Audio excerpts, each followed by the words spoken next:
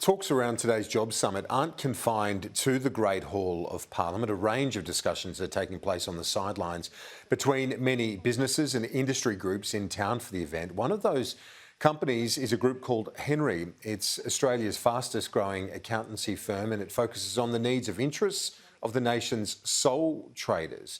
The Managing Director of HNRY Australia is Karan Anand. He joins me in the studio. Karan, thanks for your time. I know you do work in New Zealand as well, but if we focus on the Australian workforce you deal with many sole traders, but workers in the health sector and NDIS as well. What do you want to see out of the summit? Well, firstly, thanks for having me on the show, Kieran.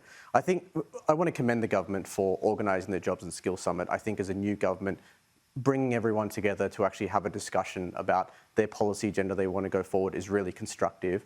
But we're thinking about the 1.5 million self-employed Australians who don't necessarily have representation at the Jobs and Skills Summit, and particularly in a period of transition going from 10 years of a coalition government to a Labor government. What a lot of self-employed people we're speaking to, they're looking for certainty, particularly in a really complex and slightly tedious macroeconomic environment. We recently polled sole traders. We do a once in a quarterly poll, and what we learned was they're really concerned about inflation. They're really concerned about rising costs, and they're sort of looking at the future macroeconomic conditions with a little bit of trepidation. So they're looking at the government going, tell us what your policy agenda is and tell us how you're going to involve us. So yours is a tech firm, a fintech That's firm. Right. Have you got any ideas as to how the productivity story can improve in this country? Yeah. And also filling those gaps that we know are in the workforce? Yeah, no, I think this is a great question. So this same HNRY Sole Trader Pulse that I just referenced, one question we asked the 1.5 million sole traders in Australia was,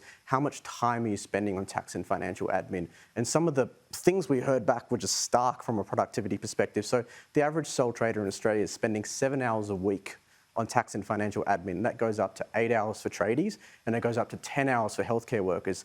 Now, if we just pause on two of the industries which are completely debilitated with labour shortages right now and in crisis, frankly, the construction industry and the healthcare sector, what would we do with having 50,000 or 100,000 self-employed tradies or 100,000 self-employed healthcare workers?